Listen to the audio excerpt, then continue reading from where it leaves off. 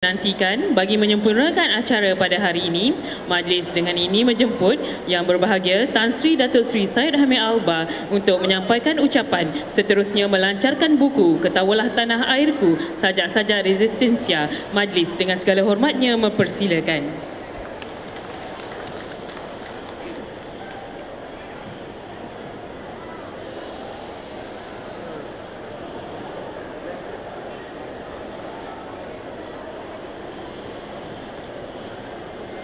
Assalamualaikum warahmatullahi ta'ala wabarakatuh.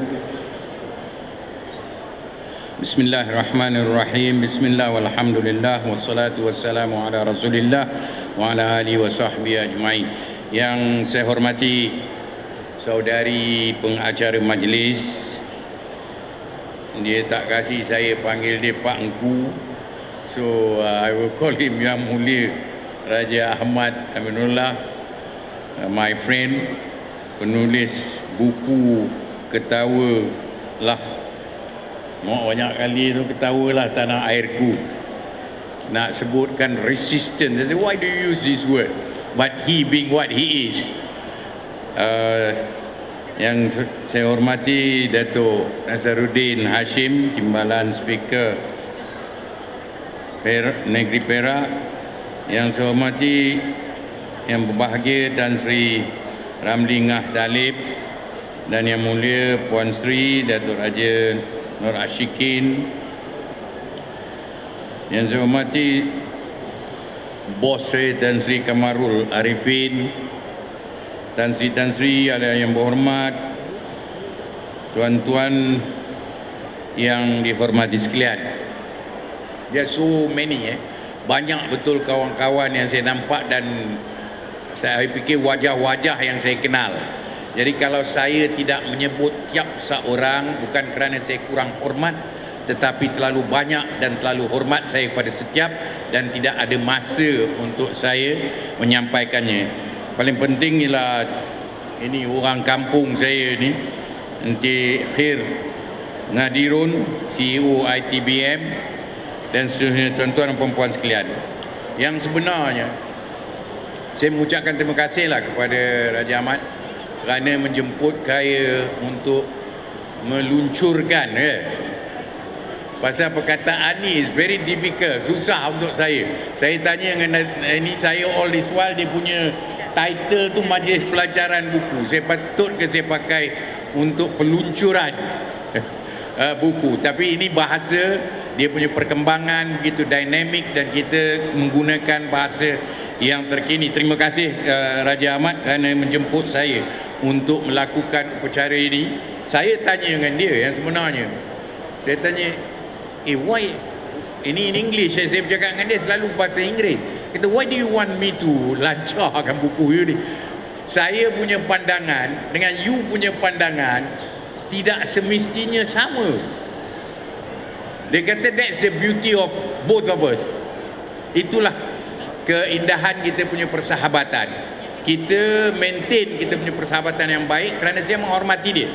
Menghormati dia kerana dia mempunyai cetusan, pandangan dan idea yang kelihatan resisten selalunya dan menentang arus utama pandangan.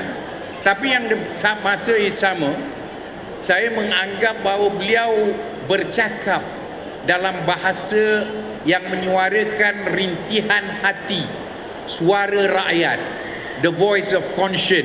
Sama ada kita bersetuju atau tidak bersetuju itu adalah perkara yang lain, tetapi beliau dapat mencerminkan dengan begitu tegas, dengan begitu bermakna dan banyak feeling.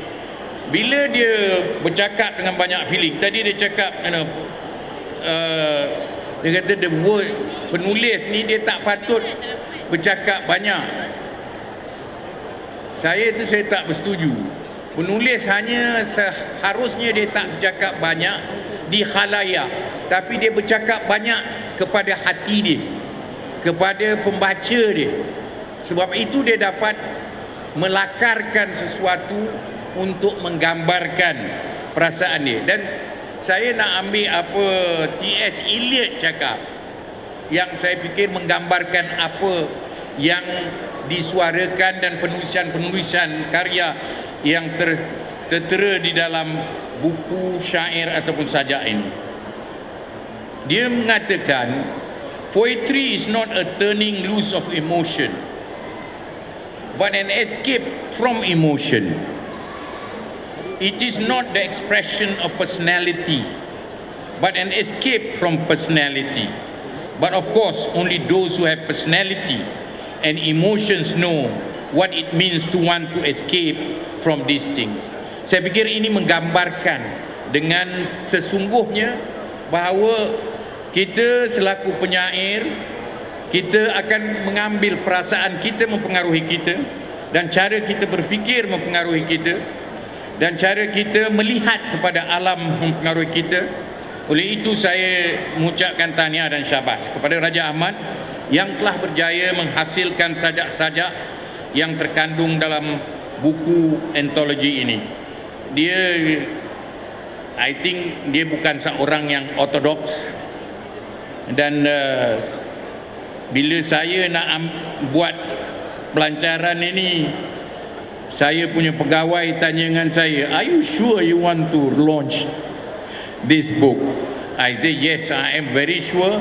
Oleh kerana saya kenal orang ini dan saya fikir dia tidak bercerita perkara-perkara yang dia tidak percaya. Jadi saya percaya karya ini akan menjalin ukhuwah, setia, bersalut bicara yang banyak tintanya penuh makrifat dalam arka pelbagai ilmu mengisi pesona. Ianya juga sungguh besar maknanya kepada kita semua kerana karya ini akan memperkayakan lagi khazanah sajak dan ilmu di negara ini. Bila saya minta selalunya bila saya nak lancarkan buku atau meluncurkan buku, saya minta the text, the full text. He gave me this one. Dia bagi saya ini, dia kata pasal ITBM tak siap lagi. Jadi tadi pagi, tadi bila saya datang baru benda tu diberikan kepada saya. Bila saya baca apa yang Raja Ahmad tulis, saya tengok kembali apa yang saya tulis. Saya tidak mempunyai keupayaan menggunakan bahasa-bahasa indah. Saya punya penulisan selalu adalah mudah, senang ceritanya, tetapi dia mempunyai aliran dan pandangan yang serupa. Saya bukan seorang yang dengan establishment, tetapi di masa yang sama segalanya saya bersetuju. Saya ada pandangan-pandangan yang berbeza, tapi itu tidak penting. Yang pentingnya kita berpegang kepada apa yang kita percaya betul dan benar. Menegakkan kebenaran, hak adalah sesuatu yang kita patut lakukan. Oleh itu tahniah, coretan daripada Raja Ahmad Aminah juga telah membantu, saya percayalah, untuk kerajaan, walaupun mungkin orang tak mengatakan, untuk melimpah ruahkan tanah air ini dengan lubuk-lubuk ilmu, dengan khazanah-khazanah bangsa yang tidak ternilai. Tahniah sekali lagi saya ucapkan. Ni saya cerita sikit biar berkenaan dengan pasal apa saya bersetuju. Masa beliau belajar undang-undang, saya pengurus besar Bank Bumiputra di London. Masa itu kita masing-masing mempunyai minat yang sama. Pasal apa? Raja Ahmad pernah menjadi presiden, betul, Kesatuan Melayu United Kingdom. Saya menjadi presiden Kesatuan Melayu United Kingdom 2 kali berturut-turut dalam zaman yang berbeza. Bila saya berjumpa dengan beliau, beliau mula menjinakkan diri dengan aktiviti-aktiviti aktivis perasaan rakyat, aktiviti-aktiviti student. Kita cuba menjinakkan diri kita dengan politik student. Tapi saya dah bekerja, tapi saya sentiasa bercampur dengan gulungan yang begitu muda dan gulungan yang mempunyai pandangan-pandangan yang dapat memberikan saya kekuatan, inspirasi.